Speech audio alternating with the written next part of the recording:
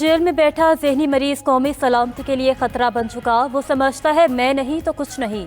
DGISPR lieutenant general Ahmad शरीफ चौधरी की news conference. कहा वो शख्स अपनी ज़ात का कैदी है, कोई इब्हाम ना रहे कि उनकी सियासत खत्म हो चुकी। बात इतनी बढ़ चुकी है कि खुलकर बोलना पड़ेगा। आपकी सियासी शोबदाबाजी का वक्त खत्म हो चुका। उनकी ज़ात और ख्वाहिशात रियासत पाकिस्तान से बढ़कर नहीं। तुम हो कौन, किसकी ज़ुबान बोल रहे हो। मजीद बोले कि अपने आप को अक्ले कुल समझने वाला दूसरों को गद्दार कहता है। उस शख्स ने अपनी औलाद को बाहर रखा हुआ है। पहले अपनी औलाद को फौज में लाओ, खवारिज के सामने खड़ा करो, फिर बयानिया बनाओ। इन सब का सहूलतकार भारतीय मीडिया है। रा के अकाउंट्स इनके ट्वीट वाले बयानी को चला रहे हैं। वाज़ेह है ये शख्स जो चाहता है वो नहीं होगा। फौज के खिलाफ अवाम को भड़काने की इजाज़त नहीं दी जाएगी। फौज को अपनी सियासत से दूर रखें। पाक फौज लसानियत या किसी सियासी सोच की नुमाइंदगी नहीं करती।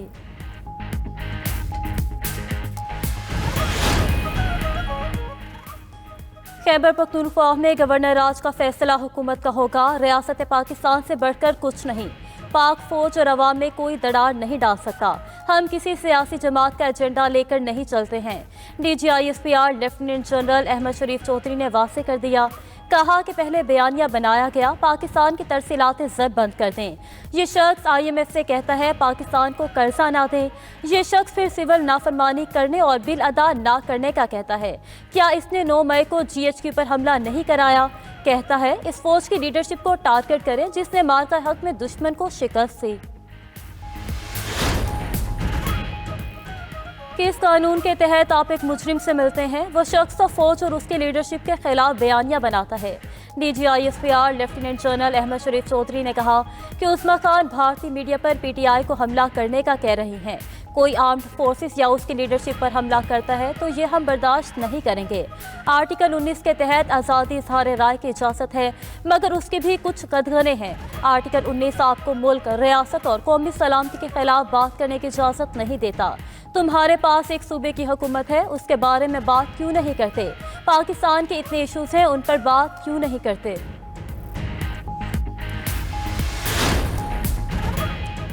जो काम दुश्मन भी नहीं करता वो PTI ने किए। वज़ीर इत्तलात ने बानी PTI को मुल्क की सालमियत के लिए खतरा करार दे दिया।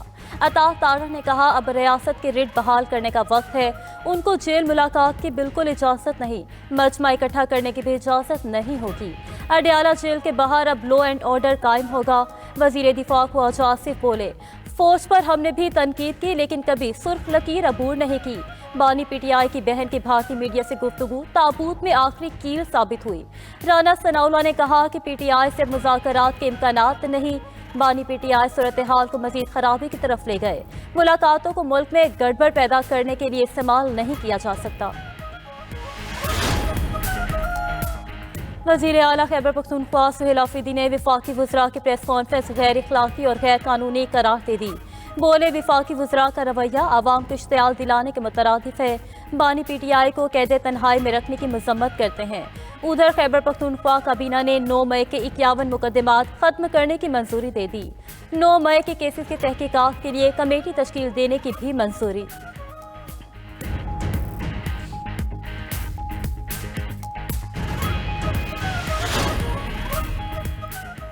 हरीपुर के अफगान कैंपों में गैर कानूनी मुकीम अफराद के खिलाफ ऑपरेशन।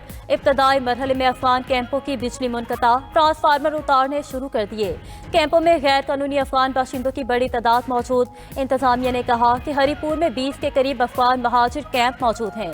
गैर कानूनी अफगान महाजरीन को रिहाइश देने वालों के खिलाफ भी कार्रवाई होगी।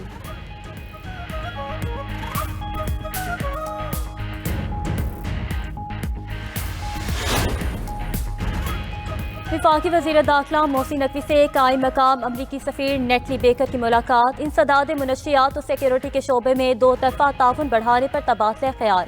गैर कानूनी इमिग्रेशन की रोकथाम के लिए मुश्तरका इक़दाम उठाने पर भी बातचीत। मुनशियात की रोकथाम और इंटेलिजेंस शेयरिंग के लिए ताउन बढ़ाने पर इत्तेफाक।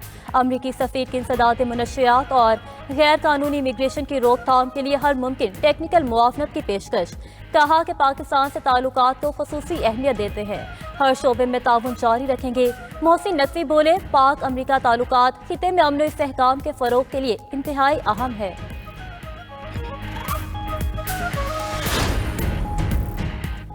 نائب وزیر اعظم اسحاق ڈار کا سعودی وزیر خارجہ فیصل بن فرحان سے ٹیلی فونک رابطہ، خطے کی صورتحال اور غزہ سے متعلق تفصیلی بات چیت ہوئی۔ اسحاق ڈار نے اسرائیل کے اقدامات کو امن منصوبے کی خلاف ورزی اور انسانی رسائی میں رکاوٹ قرار دیا۔ دونوں رہنماؤں کا غزہ کے لیے غیر محدود امداد اور امن کے لیے ہم آہنگ کوششوں کے عزم کا اعادہ۔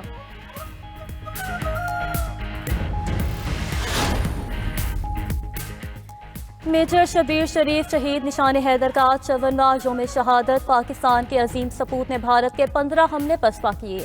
1 گھنٹے میں بھارتی بٹالین کے 43 سپاہیوں کو جہنم واصل کیا۔ پاکستان کی تینوں مسلح افواج کا میجر شبیر شریف شہید کو خراج عقیدت۔ فیلڈ مارشل عاصم منی نے میجر شبیر شریف شہید کی بے مثال جرأت کو سراہا۔ لاہور میں میجر شبیر شریف شہید نشان حیدر کی یادگار پر پھول رکھنے کی تقریب۔ جی او سی لاہور میجر جنرل فیصل غفار نے یادگار پر پھول رکھے۔ پاک فوج کے چاق و چوبند دستے نے سلامی پیش کی۔ آسٹریلیا اور انگلینڈ کے درمیان ایشیز کا ڈے نائٹ ٹیسٹ برسبن میں جاری۔ آسٹریلیا نے پہلی اننگز میں 8 وکٹوں پر 450 سے زائد رنز بنا لیے۔ جیک ویدرال 72، مارنس لیبوشن 65 اور اسٹیو سمتھ 61 رنز بنا کر آؤٹ ہوئے۔ انگلینڈ کی ٹیم پہلے اننگز 334 رنز بنا کر آؤٹ ہوئی۔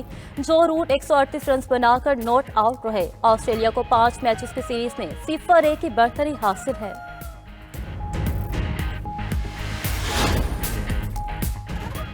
اور فیفا فٹ بال کپ میں مقابلے جاری۔ سعودی عرب نے قوم اور روس کو 1 کے مقابلے 3 گول سے شکست دی۔ عمان اور مراکش کے درمیان میچ سخت مقابلے کے بعد بغیر کسی گول کے برابر رہا۔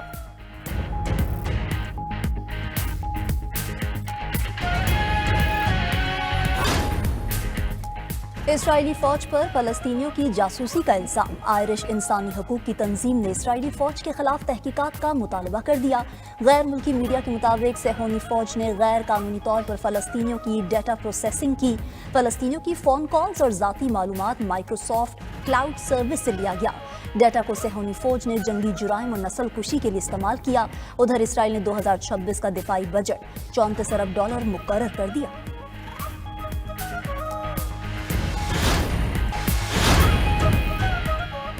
یوکرین کا پہلی بار روس میں 1500 کلومیٹر اندر جا کر حملہ۔ یوکرین کے ڈرون حملے میں روسی سرکاری عمارت میں آگ لگ گئی۔ غیر ملکی میڈیا کے مطابق یوکرین نے پہلی بار روس کے اندر اتنے دور علاقے کو نشانہ بنایا۔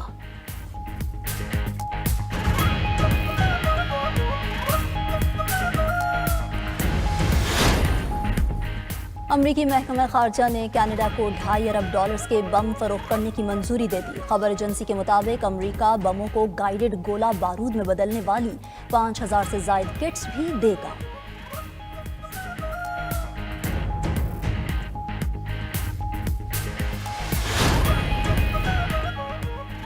برازیل کے ساؤ پولو ایئرپورٹ پر طیارے میں خوفناک آگ بھڑک اٹھی۔ کارگو کیبن میں بھڑکنے والی آگ نے پورے طیارے کو لپیٹ میں لے لیا۔ طیارے میں سوار 180 افراد کو بحفاظت اتار لیا گیا۔